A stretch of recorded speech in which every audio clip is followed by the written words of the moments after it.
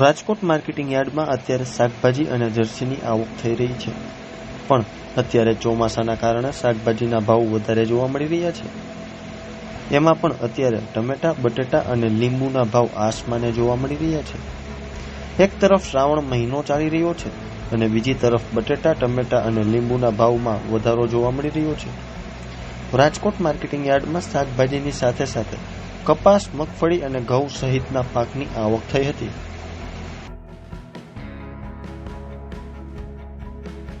શાકભાજીની વાત કરીએ તો લીંબુના ભાવ 700 થી 1100 રૂપિયા, બટેટાના 300 થી 641 રૂપિયા, ટમેટાના 400 થી 600 રૂપિયા, લીલા મરચાના 600 થી 800 રૂપિયા, રીંગણાના 500 થી 700 રૂપિયા અને ભીંડો 500 થી 700 રૂપિયા એક મણ બોલાઈ રહ્યો હતો.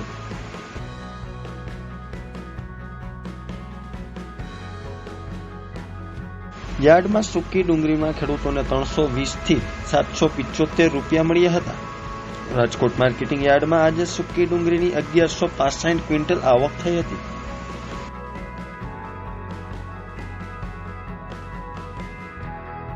રાજકોટ માર્કેટિંગ યાર્ડમાં આજે 1050 ક્વિન્ટલ ટુકડા ઘઉંની અને 90 ક્વિન્ટલ લોકવન ઘઉંની આવક થઈ હતી.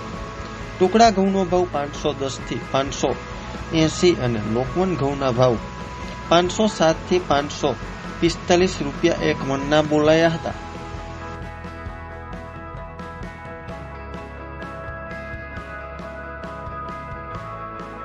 રાજકોટ માર્કેટિંગ યાર્ડમાં આજે કપાસની આવક 380 ક્વિન્ટલ થઈ હતી.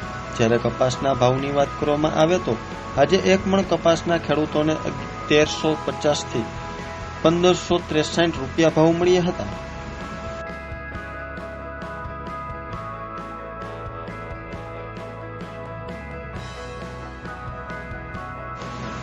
ઓગસ્ટના યાર્ડ બંધ રહેશે. યાર્ડ દ્વારા પરિપત્ર બહાર પાડવામાં આવ્યું છે કે જેમાં જણાવવામાં આવ્યું છે આગામી 15 ઓગસ્ટને ગુરુવારના રોજ સ્વતંત્રતા દિન નિમિત્તે મુખ્ય માર્કેટિંગ યાર્ડ ઓફિસ ખાતે ધ્વજવંદન કાર્યક્રમ યોજવામાં આવશે, જેથી મુખ્ય માર્કેટિંગ યાર્ડ અને બેડી માર્કેટિંગ યાર્ડમાં હરાજીનું કામકાજ બંધ રહેશે.